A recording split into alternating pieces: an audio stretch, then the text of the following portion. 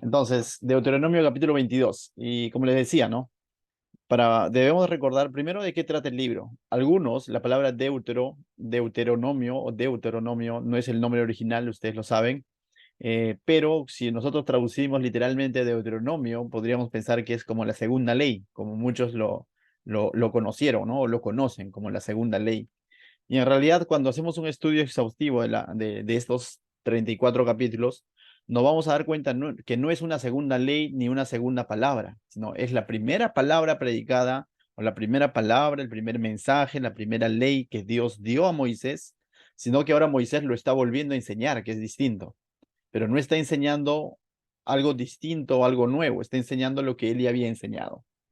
Si pudiéramos hablar de la primera ley, eh, hablaríamos quizás de Levítico, ¿no? Que fue escrito y enseñado por Moisés cuando ellos ni bien salen de Egipto y están ahí en el monte Sinaí meses después nada más, después de haber salido de Egipto, y ahí Moisés enseña la ley y enseña cada uno de estos estatutos, ¿no? Entonces, pero Deuteronomio es escrito y nos narra el sermón que da Moisés 40 años después, cuando ya están próximos a ingresar en la tierra prometida. Es por eso que algunos lo conocen como la segunda palabra o la segunda ley. Pero en el fondo de todo el asunto, Moisés vuelve a enseñar lo mismo. Porque lo que encontramos aquí en Deuteronomio son los mismos principios, los mismos mandamientos, las mismas leyes que se encuentran en el libro de Levítico y parte de ello también en el libro de Éxodo, ¿no? Entonces, no es una segunda ley en sí, ese nombre de alguna manera no corresponde, pero bueno, es así como lo han traducido a Deuteronomio, ¿no? Bien, entonces dicho eso, cuando vemos que Moisés enseña este libro o dice estas palabras que están registrados en este libro, básicamente lo podemos dividir en tres discursos de Moisés. Primer discurso del capítulo 1 al capítulo 4, segundo discurso del capítulo 5 hasta el capítulo 26 y el tercer discurso del capítulo 27 en adelante, que prácticamente es como una especie de despedida o exhortación al pueblo, ¿no? Nosotros estamos en la segunda parte, en el segundo discurso, que va desde el capítulo 5 hasta el capítulo 26, ¿ya? Ahora, ese segundo discurso que va desde el capítulo 5 hasta el capítulo 26, cierto, es una repetición de los mandamientos, de las leyes que Dios ya había dado a su pueblo, y ahora es una especie de recordatorio que está haciendo Moisés o actualizando, por así decir, a la nueva generación que va a ingresar a la tierra prometida. Y esta gran sección, este discurso, podemos dividir también en tres partes, por así decirlo. Del capítulo 5 al capítulo 7 vemos como una repetición o interpretación de los 10 mandamientos. Puntualmente habla de los 10 mandamientos nuevamente. Del capítulo 8 al 21, hasta el mensaje anterior, habla sobre reglamentos religiosos y nacionales que tenía que ver con todo el pueblo, que tenía que ver con los sacrificios que ellos iban a presentar, con las fiestas que ellos iban a celebrar, y también cómo es que iban a ser sus líderes, cómo es que qué función iban a cumplir los sacerdotes. Entonces son reglamentos que tienen que ver con la religiosidad y la nación de Israel, ¿no?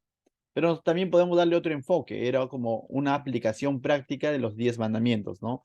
Porque se habla mucho del no matarás, se habla mucho del honrar a padre y madre, a las autoridades. Entonces, básicamente era como una especie de aplicación de los 10 mandamientos, desde el capítulo 8 hasta el capítulo 21.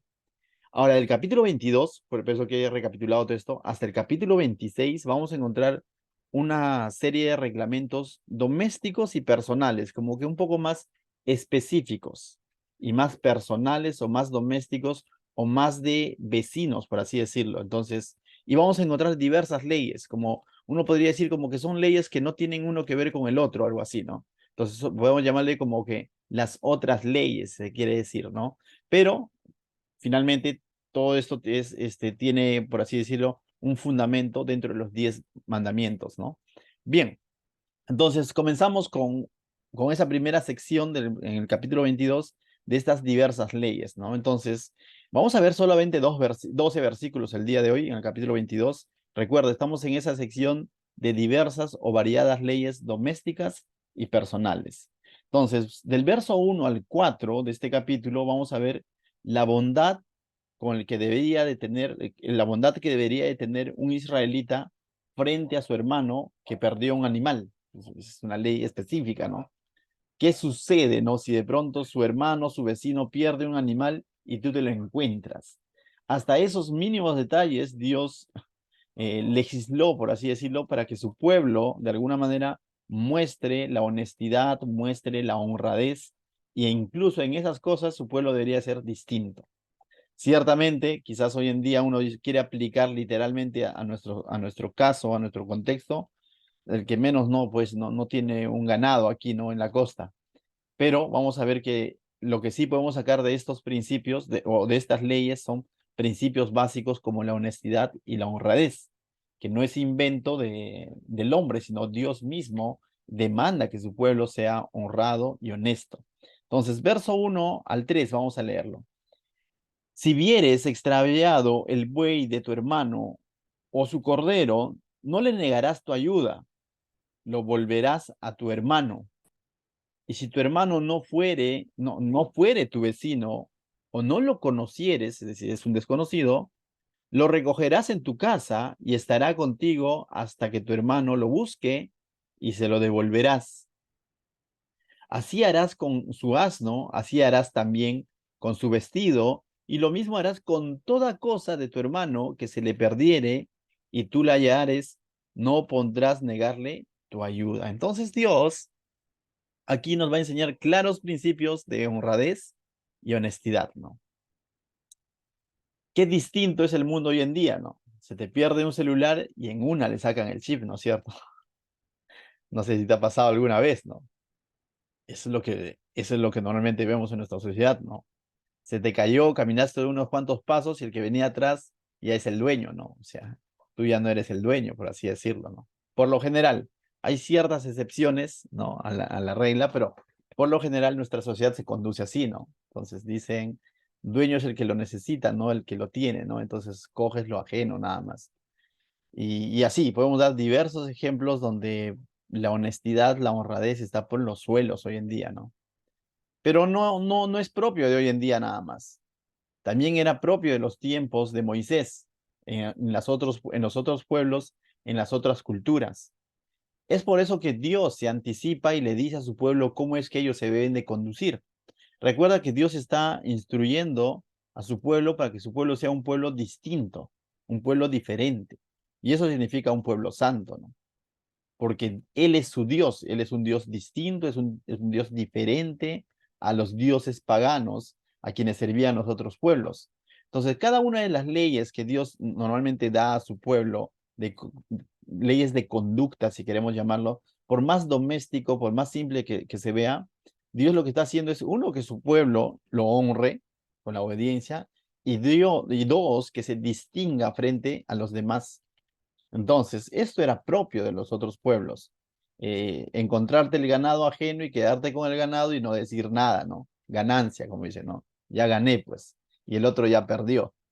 Pero Dios aquí está instruyendo a su pueblo a, a que, a que se lo devuelva inmediatamente a su hermano e incluso pone la causal, ¿qué pasa si de pronto no es tu vecino, no lo conoces? Entonces dices, bueno, no es mi vecino, no lo conozco, entonces ya fue, ¿no? O sea, no tanto estaba con cumplir y decir a tu vecino al costado y decir, hey, es tuyo, es tuyo, es tuyo. No, no es de nadie, entonces es mío.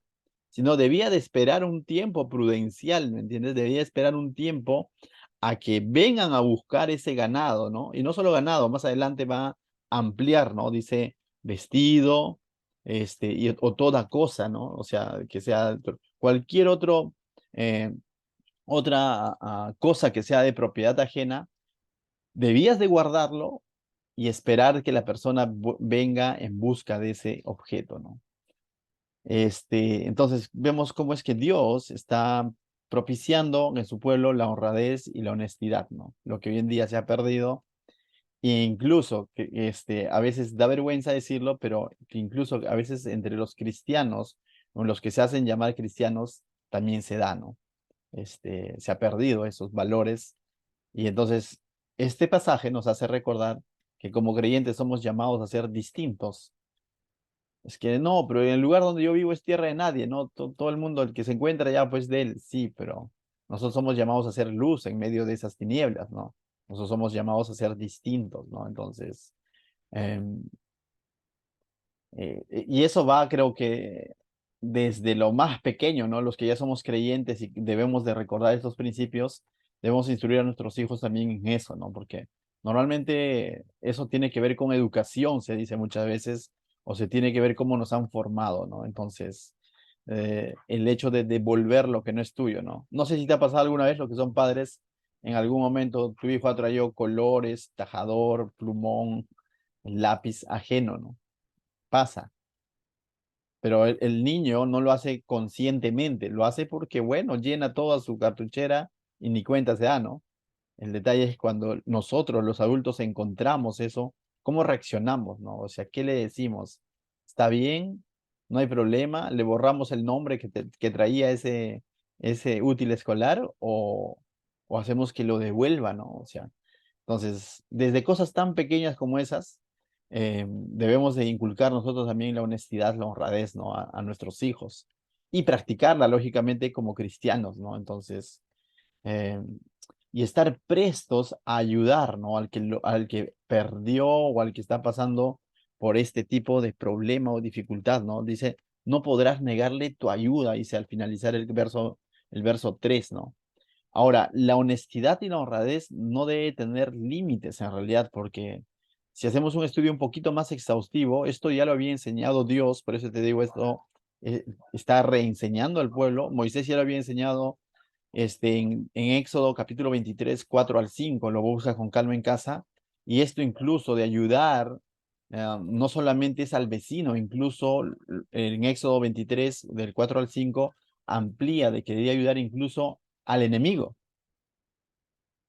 Si se perdió el ganado de tu enemigo, imagínate ese que no lo pasas.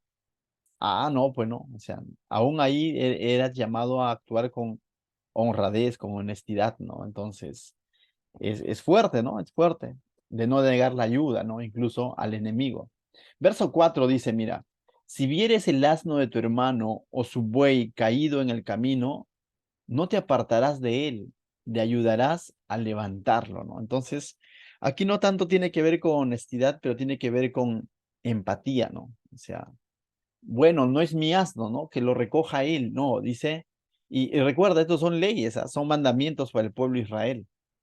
Entonces, esto el pueblo de Israel era llamado a cumplirlo, ¿no? O sea, no tanto era opcional, no es una sugerencia de parte de Dios para el pueblo de Israel. El que le preste ayuda a su hermano cuyo buey o asno se le ha caído en el camino, ¿no? Si no tenía que ayudar a levantarlo, ¿no? Entonces, ah, parte de esto, por ejemplo, cuando, no sé si más adelante en el Nuevo Testamento ustedes han leído el buen samaritano, ¿no? El buen samaritano nos hace una radiografía de cómo en aquel entonces estaba la religiosidad, el legalismo en el pueblo judío o en el pueblo de Israel, ¿no? Frente a los fariseos que conocían mucho la palabra de Dios, pero Dios pone al samaritano, al que no conocía mucho la ley, por así decirlo, sino por lo contrario, era considerado un pecador. Dios lo pone al samaritano por la actitud que tiene de ayudar a este hombre que está en el camino, lo pone en un estándar mucho más alto que el fariseo y se lo dice al fariseo para confrontar la religiosidad del fariseo, ¿no? Entonces, este samaritano, sin conocer la ley, actuó y obró de una mejor manera que el otro religioso, ¿no? Y lo mismo, ese mismo mea culpa debemos ser también nosotros, ¿no? De que cuán dispuestos estamos muchas veces a ayudarnos, porque podemos conocer Biblia, podemos estar teniendo nuestros estudios verso a verso, podemos ser cristianos ya de años, pero cuán dispuesto estoy a ayudar muchas veces al necesitado, ¿no? Al que está pasando por una emergencia, ¿no? O de pronto le decimos, disculpa, me gana la hora, tengo que ir a la iglesia, ¿no? Y nos pasamos de frente, ¿no? Entonces, cierto, va a requerir en estos tiempos mucha sabiduría, mucho discernimiento para aplicar estos principios, pero sí, también al mismo tiempo, esto nos habla de que debemos estar dispuestos a ayudar al necesitado, a ayudar al prójimo que está pasando por una necesidad. Es por eso que Santiago, Nuevo Testamento, dice, el que sabe hacer lo bueno y no lo hace, le es pecado, ¿no? A tal punto lo lleva Santiago, ¿no? Dice, el que sabe hacer lo bueno y no lo hace, le es pecado, ¿no? Entonces, pero para balancear ese pasaje, porque muchas veces también eso podría ser como un yugo, ¿no? Uy, como que estoy obligado sí o sí a ayudar a medio mundo, ¿no? Para balancear ese pasaje, te cito otro, ¿no? Si no me equivoco, es un proverbio donde dice, ¿no? Que haced el bien a quien es debido. Ya, dice, haced el bien a quien es debido. Hacer el bien es bueno y Dios nos demanda hacer el bien, pero también a quien es debido. Para eso Dios nos da sabiduría y discernimiento, ¿no? Podemos a veces ayudar y ayudar y ayudar, y en vez de ayudar podemos estar malcriando a alguien, o en vez de ayudar podemos estar dándole esa ayuda, entre comillas, para que ese alguien vaya y compre su vicio. Entonces, tenemos que tener cuidado, ¿no? Cuando ayudamos, ¿no? Tenemos que estar dispuestos a ayudar, sí, pero también con discernimiento y sabiduría, porque la Biblia nos dice a quién es debido. Ese alguien puede estar sacando provecho sistemático, porque de pronto te ha visto buena gente o bondadosa, ¿no? Y tú, con este pasaje, como un yugo sobre ti, estás diciendo, tengo que ayudarlo, tengo que ayudarlo, tengo que ayudarlo, pero siempre va a haber un límite en el que Dios te va a dar discernimiento y sabiduría y decir, para la mano, ¿no? Ya le has ayudado lo suficiente y también le has aconsejado lo suficiente, entonces tienes que parar la ayuda. Entonces, en los tiempos en los que vivimos hay que tener mucha sabiduría, mucho de parte de Dios para poder saber cuándo ayudar, dónde ayudar, cómo ayudar, a quién ayudar, ¿no? Pero sí, debemos estar orando para siempre estar dispuestos a ayudar al necesitado, ¿no? Entonces, bien, entonces estos primeros versículos básicamente nos hablan de la bondad que deberíamos de tener con nuestro vecino, con nuestro hermano, con nuestro prójimo, ¿no? Eso es lo que Dios está demandando a su pueblo en el contexto, ¿no?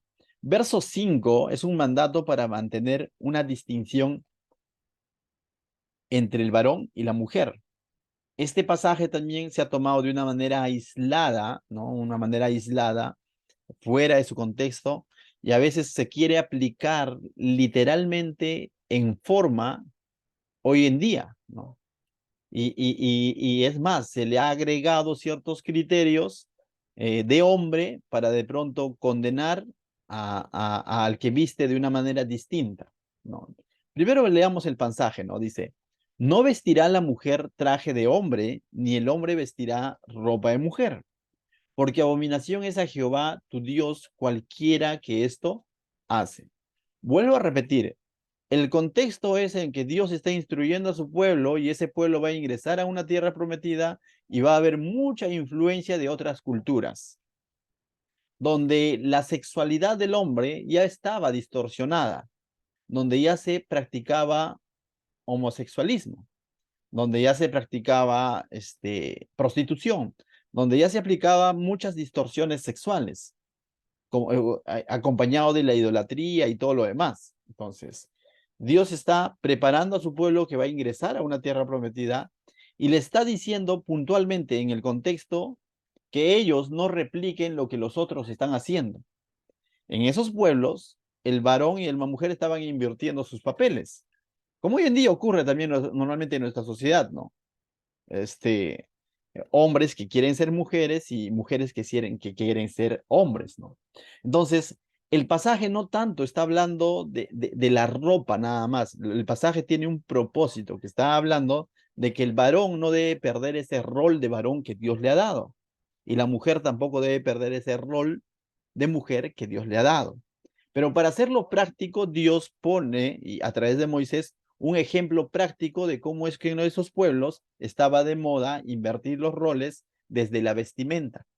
Entonces, primero es aclarar ese contexto, ¿no? ¿Por qué? Porque sacamos este pasaje fuera de contexto, decimos, no. Y es más, digo, y si se le agrega ciertos criterios, dice, la mujer debe vestir con falda y el varón tiene que vestir con pantalón. Para comenzar, cuando se dio este pasaje, el contexto era distinto y es más, ni el varón ni la mujer vestían falda ni pantalón. Aquel entonces, lo que ellos vestían eran básicamente túnicas, ¿no? Usaban ropas, túnicas largas, prendas envolventes, que eran comunes para ambos sexos y que los distinguía básicamente ciertos colores, ¿no? Eso lo vemos un poquito más claro quizás en Levítico, pero lo que les distinguía lo que básicamente eran ciertos colores, pero ambos usaban túnicas. Entonces, lamentablemente hoy en día se ha estandarizado en cierto sector legalista de que la falda es exclusividad de las mujeres y el pantalón es exclusividad de los varones. Y no necesariamente es así, porque la Biblia no está mencionando ni el pantalón ni la falda. Lo que la Biblia está enfatizando y lo que Dios está enfatizando aquí a través de este pasaje es de que el varón debe de vestir como varón y la mujer debe de vestir como mujer. En Escocia hay varones por cultura que visten con falda y no está mal, porque es su cultura. En la sierra, las mujeres visten con polleras, ni siquiera con faldones, como aquí se suele implantar en cierto sector religioso legalista. Entonces debemos respetar un poquito la cultura, ¿no? Es más, el pantalón, es reciente, ¿no? O sea, buenos años no se ha usado pantalón. Es más, si podríamos hablar del pantalón, el que diseñó por primera vez un pantalón es un homosexual. Entonces, con esto tampoco no quiero satanizar el pantalón, ¿no? Porque todos usamos pantalón. A lo que voy es de que muchas veces se saca este pasaje fuera de contexto y se pone una ley sobre el creyente, decir el varón con pantalón y la mujer con falda y un faldón tiene que ser. La Biblia no nos dice eso, la Biblia nos da un principio, el varón como varón y la mujer como mujer, ¿no? Entonces debemos evitar esas interpretaciones legalistas donde definitivamente el contexto hoy en día es distinto al contexto del Levítico o al contexto de Israel en aquel entonces, ¿no? Cierto, hoy en día debemos de procurar vestir, ¿no? Según la cultura, la sociedad en la que nos encontramos como varón. Tiene que ver también mucho la intencionalidad, ¿no? Tiene que ver mucho la intencionalidad y con qué intención yo estoy vistiendo de tal o cual manera, ¿no? Es decir, si de pronto yo voy a decir, bueno, yo me autopercibo y no tiene nada de malo vestir así, así, y me pongo la ropa de mi esposa y comienzo a salir hacia la calle, hay algo que está mal ahí. ¿Por qué? Porque adrede yo estoy tratando de asemejarme a una mujer o viceversa, ¿no?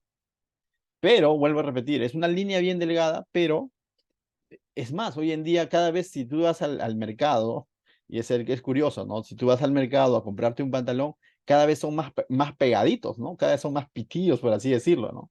Y esa es la tendencia normalmente, ¿no? Entonces, si pretendes encontrar algo más clásico, ya cada vez es más difícil. Ahora, vuelvo a repetir, tiene mucho que ver con la intencionalidad con el que yo pretendo vestir de tal o cual manera.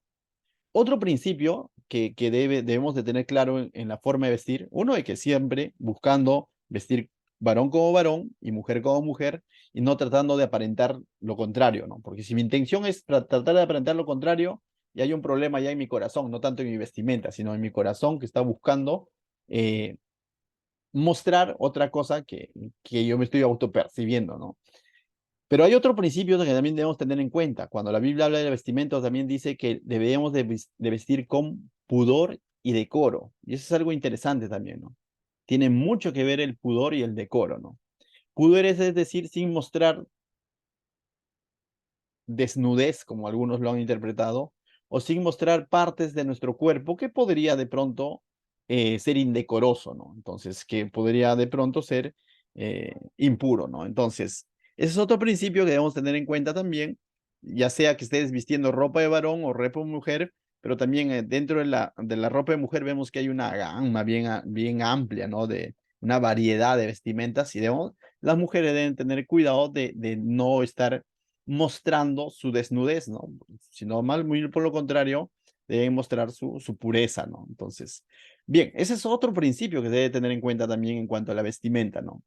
Entonces, este pasaje es interesante, pero el fondo de este pasaje es de que Dios está advirtiendo a su pueblo que no imite lo que de pronto estaba ocurriendo en los otros pueblos, donde se estaban intercambiando los roles, sino por lo contrario, este pasaje también nos enseña entonces de que Dios tenía roles bien definidos para el varón y la mujer, o mínimo, ya tenía bien definido estos dos sexos, el varón y la mujer, contrario a los pensamientos de hoy en día donde la sexualidad, hoy en día que se ha enmascarado a sexo, se ha enmascarado con la palabra género y se le vuelve diverso, ¿no? Y dice que cada quien, según cómo se autopercibe, va a hacer, ¿no? Entonces, quizás voy a ser un poco más crudo en esto, pero es necesario hacerlo. Eh, hoy en día se viven tiempos donde los jóvenes, sobre todo, que están adoptando este tipo de ideologías y todo lo demás, se les está enseñando de que si tú te autopercibes mujer, entonces eres mujer. Y si tú te autopercibes varón, entonces eres varón. De tal manera que uno ya no nace con una sexualidad definida o con un sexo definido o con un género definido, sino que uno puede adquirir ese género en el camino. Totalmente contrario a la Biblia, porque la Biblia desde sus principios, desde el libro de Génesis, nos habla que Dios creó al varón y a la mujer, ¿no? Y aquí vemos una clara distinción también de cómo debía de vestir el varón como varón y cómo la mujer debía de vestir como mujer, ¿no? Entonces, y que no debía haber una duda entre que es, incluso en la vestimenta, ¿no? Entonces, bien, pasamos al siguiente pasaje, el verso 6 al 7 va a hablar de te dije al principio, ¿no? Que vamos a hablar de diversas leyes que parecieran que están aisladas unas de otras. Hemos hablado de la bondad que debe tener con un vecino cuando se le ha extraviado un ganado. Hemos hablado un poco de cómo es que debían distinguirse incluso en su manera de vestir. Y ahora vamos a ver del verso 6 al 7 un mandato para mostrar bondad hacia los animales. Y va a poner un ejemplo, ¿no? Un mandato para mostrar bondad hacia los animales, ¿no? Ahora, ahí también debemos de tener cuidado, porque también en cuanto al cuidado de los animales, existen dos extremos. Uno, donde se comete abusos en contra de los animales, acompañados con crueldad y todo lo demás, ¿no?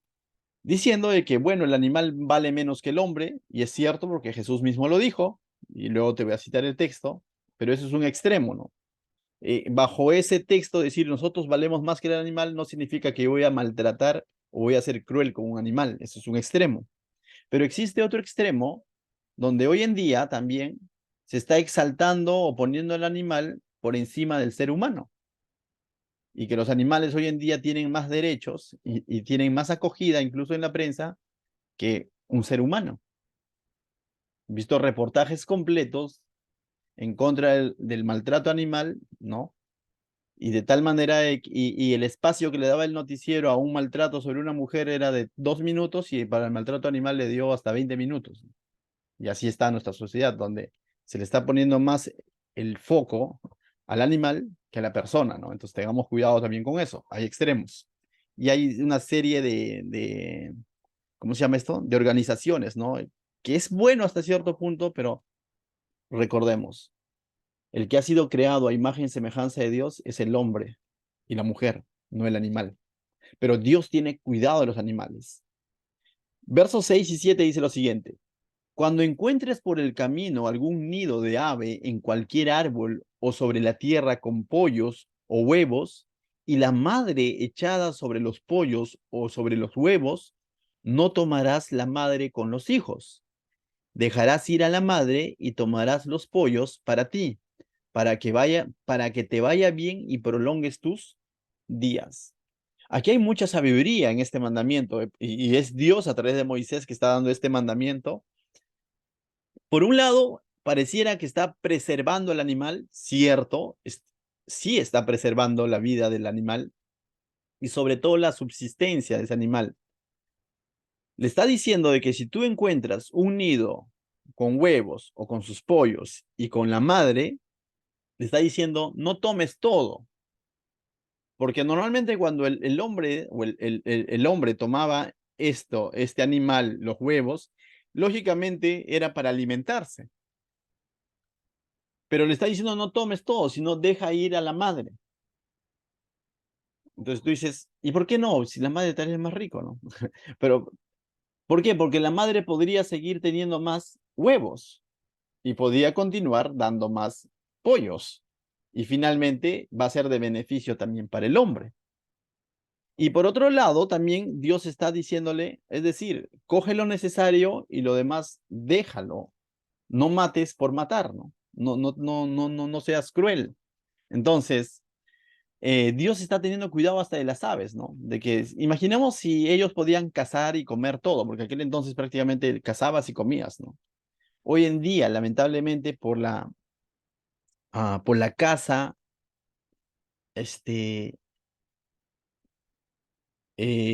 por así decirlo, ¿no? Hoy en día, por el abuso que se comete en la casa, hay muchos animales que ya están en extinción, otros estaban en peligros, pero hoy en día ya muchos se han extinguido, incluso porque el hombre indiscriminadamente ha cazado bajo otros fines comerciales, y de pronto muchas especies han ido desapareciendo, ¿no?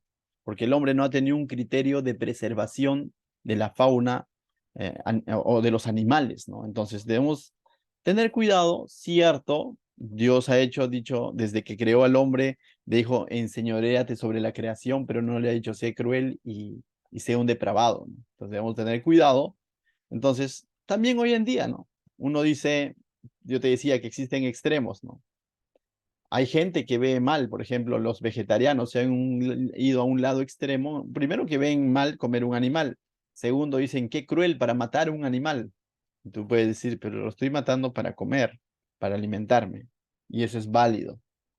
Tú podías alimentarte, y en la Biblia te encontramos un montón de registros donde ellos se alimentaban de animales, ¿no? Y que Dios lo ha permitido, no es que Dios lo ha condenado. Pero también lo que Dios sí está condenando es la crueldad con el que se mata muchas veces un animal. Dios tiene cuidado, dice, de ellos. Es más, Jesús en Mateo 6:26 dijo, mirad las aves del cielo, que no siembran ni ciegan, ni recogen en graneros, y vuestro Padre Celestial las alimenta. Dios mismo, dice, se encarga de proveer alimento incluso para las aves del cielo, y no solo para las aves del cielo, para todo animal, ¿no? Y Jesús hace todavía la pregunta, ¿no? A sus discípulos le dice, ¿no valéis vosotros mucho más que ellas? La respuesta es obvia. El hombre vale mucho más que los animales. Y aunque Jesús está enseñando que Dios va a tener cuidado de los animales, pero también en ese pasaje nos damos cuenta que Dios también tiene cuidado del... Digo, aunque Jesús está enseñando que Dios tiene cuidado del ser humano, pero también al mismo tiempo nos está mostrando que Dios tiene cuidado de los animales, y no solo de las aves, ¿no?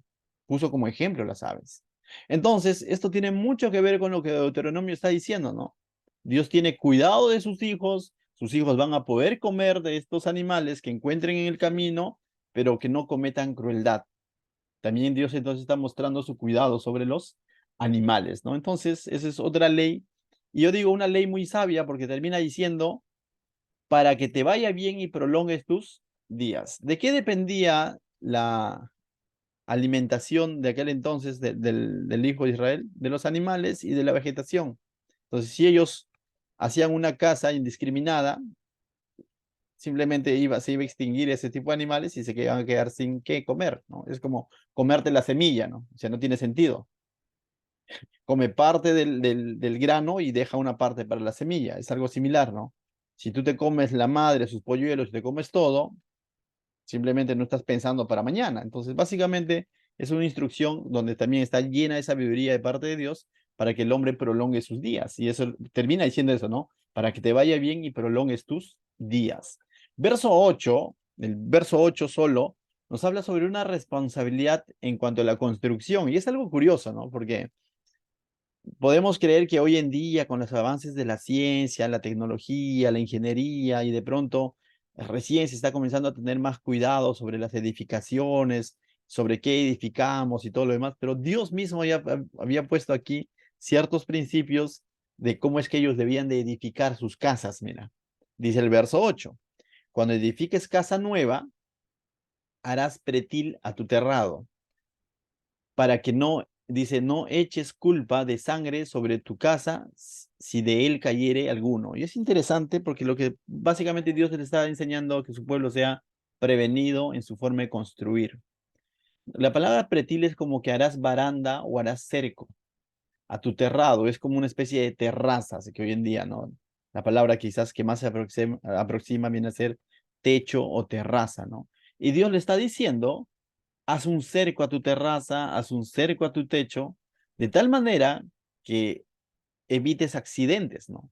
Porque podría alguien caerse y la culpa va a caer sobre ti porque construiste de una manera negligente. Entonces, lo que le está enseñando a su pueblo básicamente es de que seas prevenido incluso en la manera de construir, ¿no? Entonces, es interesante porque Dios está tan interesado y ve incluso cada uno de esos detalles y está previniendo a su pueblo incluso cada uno de esos detalles.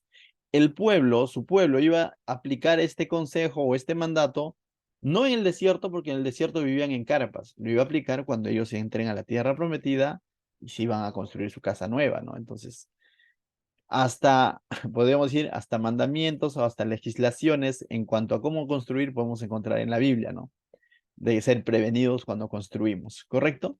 Verso 9 al 12 nos va a hablar de 4 leyes que todas apuntan a lo mismo. Son leyes de, si podríamos resumirle, leyes de separación o de división, se puede decir, ¿ya?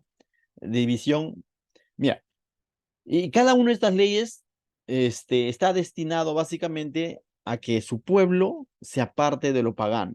A eso apunta, ¿ya? Aunque va a dar ejemplos prácticos, pero si tú ves el fondo del asunto es de que su pueblo, lo que ya tiempo atrás les ha dicho, o versos atrás les ha dicho, de que no hagan alianza con lo inmundo, ¿no? Que no hagan alianza con estos pueblos paganos. A eso apuntan estas 4 leyes. Mira, dice, 8. Ah, no, 9. No sembrarás tu viña con semillas diversas, no sea que se pierda todo, tanto la semilla que sembraste como el fruto de la viña. Y es interesante, lo que le está diciendo es que no mezcles semillas. No es sabio mezclar semillas de diversas plantas, ¿no? No es sabio mezclar semillas de diversas plantas porque vas a terminar perdiendo uno o todo, ¿no? Entonces eso no era sabio, ¿no? Una de las semillas iba a predominar y iba a dañar a la otra semilla, o probablemente todo se iba a dañar. Verso 10. Dice, no ararás con buey y con asno juntamente. Hay una clara diferencia entre un buey y un asno en tamaño y en fuerza. Entonces, ararás es de que los iban a poner a ambos en el mismo yugo y con eso iban a arar la tierra. Y Dios le está diciendo, eso no es sabio, le está diciendo. ¿Por qué? Porque va a salir lastimado tanto el buey como también el asno. Y no va a ser de nada de beneficio arar con un buey y un asno porque hay una clara diferencia entre ellos dos, ¿no? Entonces tú dices, ¿hasta de eso Dios le estaba diciendo? Sí. Aunque parecen consejos prácticos, el fondo del asunto es de que ellos se distingan bien cuándo hacer alianza y con quién hacer alianza. Mira lo que dice el verso 11. No vestirás ropa de lana y lino juntamente. La lana y el lino tienen diferentes puntos, si quiere decir. Uno es más tupido, uno es más resistente, uno es más fino, el otro es más resistente o menos resistente. Entonces, y es más, uno se encoge mucho más rápido, el otro no se encoge. Entonces, no era sabio hacer una ropa entre lana y lino, el lino fino, porque una vez lavado, uno iba a jalar del otro. Algo similar, más adelante Jesús enseña donde no se le puede poner, no se puede remendar un vestido con una tela nueva, o no se puede echar vino nuevo sobre odre viejo, en el sentido de que una cosa con otra no tiene nada que ver, que finalmente eso termina dañado, ¿no? Y aquí es lo mismo, ¿no? En tanto usar un buey con un asno juntamente, usar la lana y el lino juntamente y echar diversas semillas en una misma tierra, no es nada sabio. Pero mira lo que dice el verso 12.